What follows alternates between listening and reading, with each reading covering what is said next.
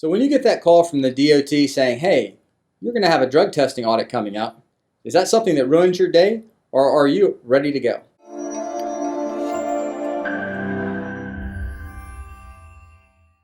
Welcome to the National Drug Screening video blog series. My name is Tom Fulmer. I'm the Business Development Manager of National Drug Screening. In today's topic, we'll be discussing DOT compliance and regulations for drug testing and how it affects your company. Today joining us is going to be our founder and president, Mr. Joe Riley. He's been an industry expert for over 20 years. He served on the Drug and Alcohol Testing Industry Association Board of Directors, including 4 years as chairman of the board. He's also worked with the White House Office of National Drug Control Policy, the Florida Office of Drug Control Policy, as well as many other companies and organizations to establish drug-free workplace programs and policies, as well as testing services to help them stay cutting edge and at the top of their industry. Please welcome Mr. Joe Riley. Joe, DOT drug testing really seems to be a hot topic these days. So what type of companies are going to be required to follow the DOT regulations? Well, Tom, there's actually a lot of different types of companies that are required to follow the DOT drug and alcohol testing regulations. Now, most people think of truck drivers, trucks on the road as DOT, and those truck drivers are required to be in a DOT drug and alcohol testing program. Mm-hmm. But we also have bus drivers. We also have municipal and county transit systems, which are regulated by the Federal Transit Administration. They're required to be in the DOT drug and alcohol testing program. We also have our railroads like Amtrak, and they're covered under the Federal Railroad Administration.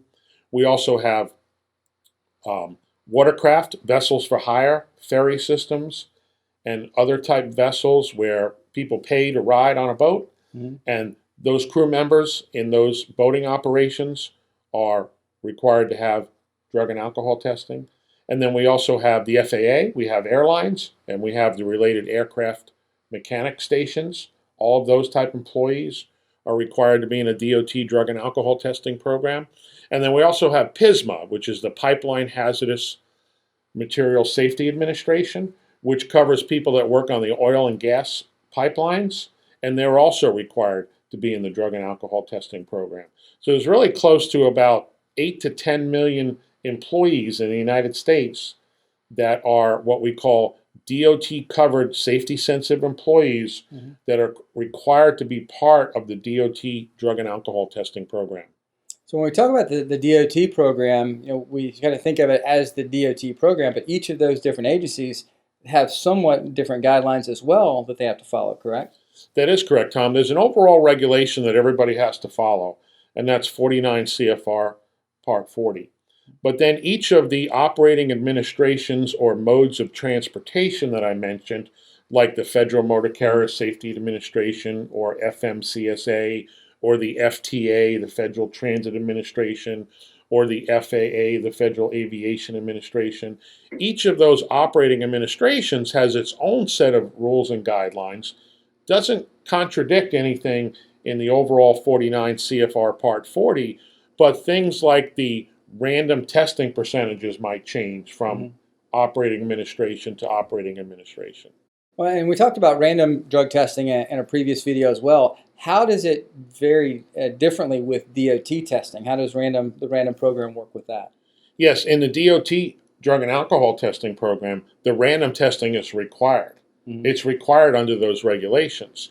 So, for example, trucking companies are required to do 50% drug testing annually mm-hmm. and 10% alcohol testing annually. Now, the other modes of transportation have varying percentage requirements. Some of them are 25% drugs and 10% alcohol. And in fact, the Coast Guard and the PISMA regulations don't require random testing for alcohol, only 25% random testing for drugs. Okay. And another question that sparks that thought is, we talked about some different state laws in another video as well.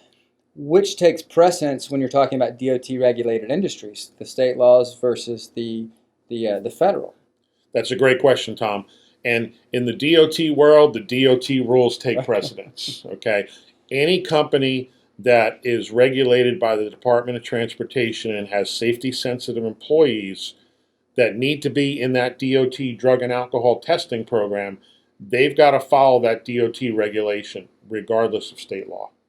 Excellent. Appreciate you sharing that. I think that's a great point for a lot of people to realize out there. So kind of the last question, say for instance, trucking companies, which is one of the larger ones we think of as related to DOT, what's the benefit of them, say, coming to national drug screening over just going down to one of the local clinics or even one of the larger clinics just to get their drug testing done? Sure, Tom, that's a great question also.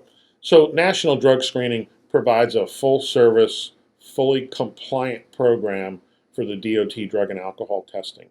Now, in a local area, there may be local clinics or occupational medical centers where folks can go to get their drug tests done.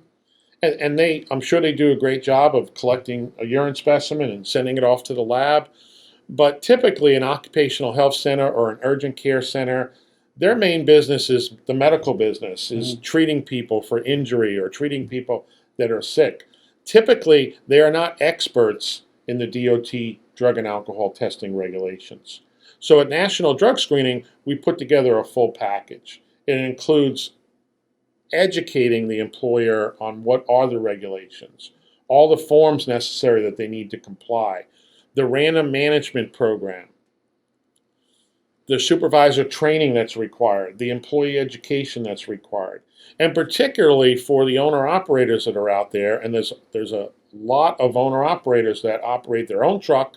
It's just a single-man business. They are required to be in a drug and alcohol testing consortium.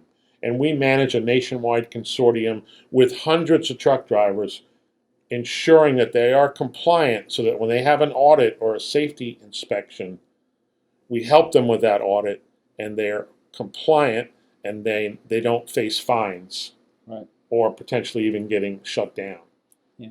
And especially for those smaller ones, having someone else manage it is probably a godsend to them, because they look up and say, I'm out driving my truck. I don't want to have to manage all this other stuff. The less they can do, the better. So that's excellent. They look to us for that type of compliance, and particularly those single owner operators, we can get them up and running in one day, and they really love that. Yeah, I bet. That's awesome. Joe, thank you for joining us today. Appreciate you sharing your expertise as always.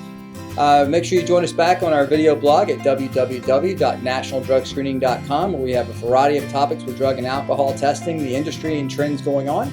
My name is Tom Fulmer, and I invite you to check back our next video. We'll see you then.